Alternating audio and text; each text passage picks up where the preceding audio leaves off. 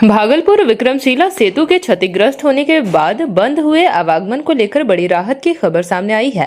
सीमा सड़क संगठन द्वारा सेतु के क्षतिग्रस्त हिस्से पर 4 स्थानों पर बेली ब्रिज का निर्माण कराया गया है, जिसका कई चरणों में सफल ट्रायल भी पूरा हो चुका है।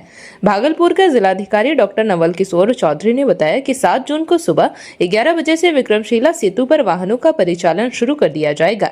उन्होंने कहा कि बेली ब्रिज से 10 टन तक क्षमता वाले वाहनों का आवागमन किया जा सकेगा। जिलाधिकारी ने बताया कि बेली ब्रिज वन वे है, ऐसे में यातायात व्यवस्था को सुचारू बनाए रखने और जाम की स्थिति से बचने के लिए पर्याप्त संख्या में मानव बल की तैनाती की जाएगी। वहीं वरीय पुलिस अधीक्षक प्रमोद कुमार यादव ने कहा कि सुरक्षा और ट्रैफिक व्यवस्था को लेकर बेली ब्रिज पर 3 शिफ्ट में पुलिस बल की तैनाती की जाएगी। पुलिसकर्मी 24 घंटे ड्यूटी पर रखकर आवागमन पर पूरी नजर रखेंगे। विक्रमशिला सेतु का एक स्लैब क्षतिग्रस्त होने के बाद इस मार्ग पर वाहनों का परिचालन बंद कर दिया गया था, जिससे भागलपुर, कोसी और सीमांचल क्षेत्र के लोगों को काफी परेशानियों का सामना करना पड़ रहा था। अब 7 जून से आवागमन शुरू होने के साथ ही लोगों को बड़ी राहत मिलने की उम्मीद है। मीडिया के बंधुओं का स्वागत है। आपको अवगत कराना चाह रहे हैं कि जो विक्रमशिला का हमारा क्षतिग्रस्त पुल था, उस पुल को 7 जून से हम लोग जनता के लिए चालू करने जा रहे हैं, आम जनों के लिए। इसको लेकर के पुल पे कई ट्रायल हो चुका है।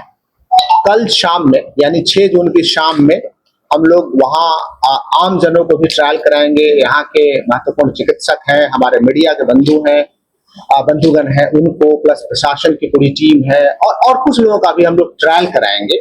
और ट्रायल कराने के बाद 7 जून के सुबह से यानी 7 जून के मतलब करीब 11 बजे से इस पुल को हम लोग शुरू करेंगे। इस पुल को शुरू करने में आपको अवगत कराना चाह रहे हैं कि पुल का एक लेन यानी लगभग 5 मीटर चौड़ा लेन हमारा चालू होगा, जिसमें कि छोटी गाड़ियों का परिचालन को हम लोग शुरू करेंगे। और परिचालन में लगभग 10 टन तक की जो गाड़ियां होंगी, उन गाड़ियों 10 टन तक जो परिवहन होगा उसको हम लोग अलाउ करेंगे।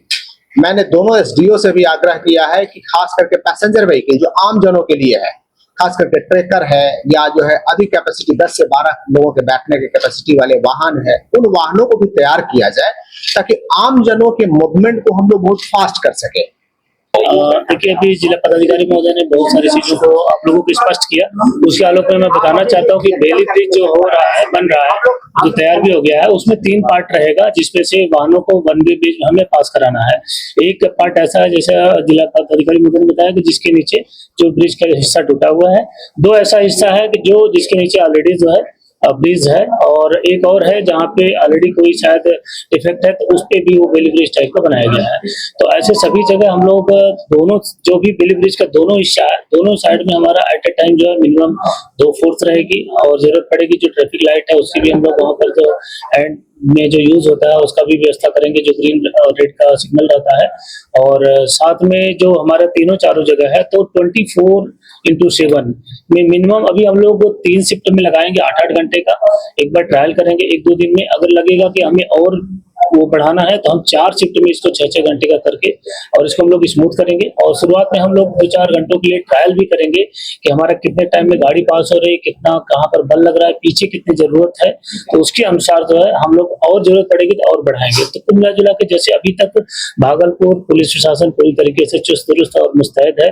आम जनता के लिए दिन रात हम लोग जो है लगे हुए हैं। जिस दिन घटना भी हुई उस दिन हुई हमारी जो चुस्ती दुरुस्ती थी, उसकी वजह से कोई जो है आदमी का, किसी गाड़ी का, किसी प्रॉपर्टी का कोई लॉस नहीं हुआ।